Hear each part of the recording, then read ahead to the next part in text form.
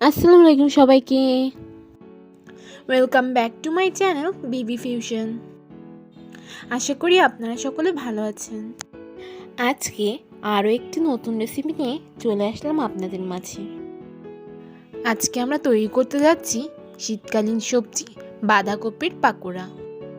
আর বেশি কথা না বাড়িয়ে চলুন শুরু করা যাক আজকের রেসিপিটি। এখানে আমি বাঁধাকপি এভাবে কুচিয়ে নিয়েছি। এখন এর মধ্যে দিয়ে দিব 1 চামচের মতো লবণ। বাঁধাকপি আর লবণ মাখিয়ে নিয়ে 10 মিনিটের জন্য রেস্টে রেখে দিব। 10 মিনিট পর বাঁধাকপি এভাবে চটকে নিব।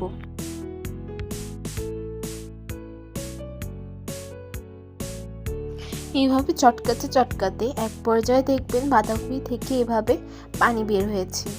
তখন এভাবে নিগড়ে বাঁধাকপি থেকে পানিটা বের করে নিতে হবে।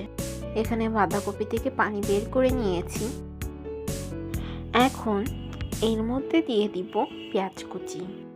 পেঁয়াজটাকে এভাবে একটু চটকে নরম করে নিব। নরম করার পর বাঁধাকপিতে দিয়ে দিব। এখন দিব আদা বাটা, রসুন বাটা,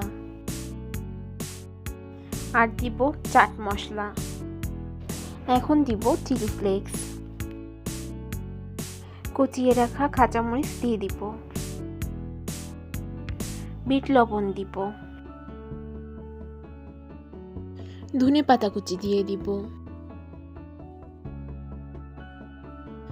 এখন সবকিছু একসাথে এভাবে মেখে নিব।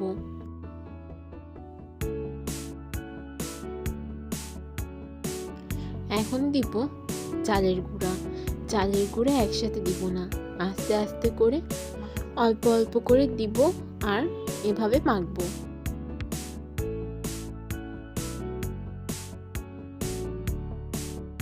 চালের গুঁড়ো দেওয়া শেষ। এখন দিব বেসন।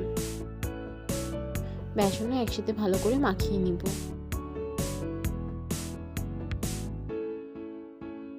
মাখানো হয়ে গেছে। এখন এর মধ্যে দিয়ে দিব মরিচ গুঁড়ো,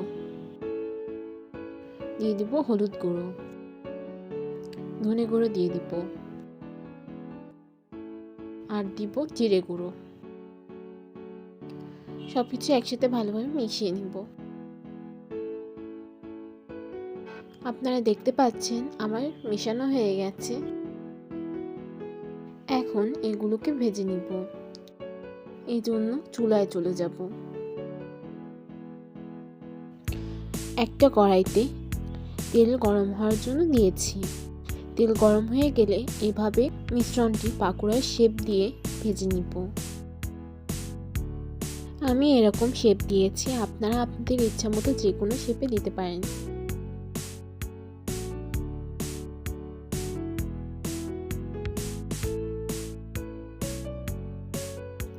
এখানে আমি এক ব্যাচে 6টা করে ভাজছি। এক সাইড ভাজা হয়ে গেলে আরেক সাইড উল্টে দিব।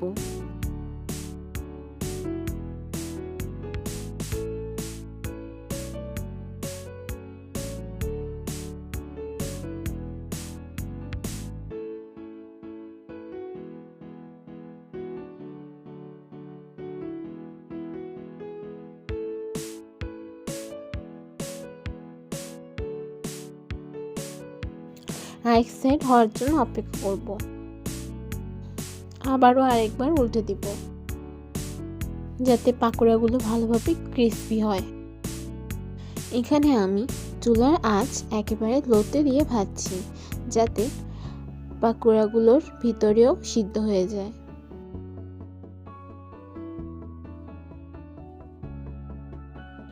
আমার পাকোড়া ভাজা হয়ে গেছে, এগুলোকে তুলে নিব।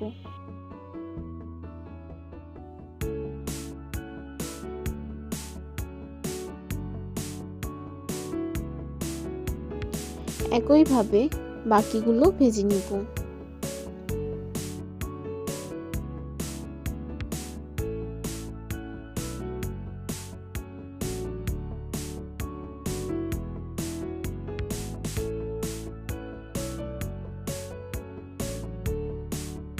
সবগুলো পাকোড়া দিয়ে দিয়েছি। এক সাইড হয়ে গেলে উল্টে দিব এবং আগের ব্যাচের মতো ভেজে নিব।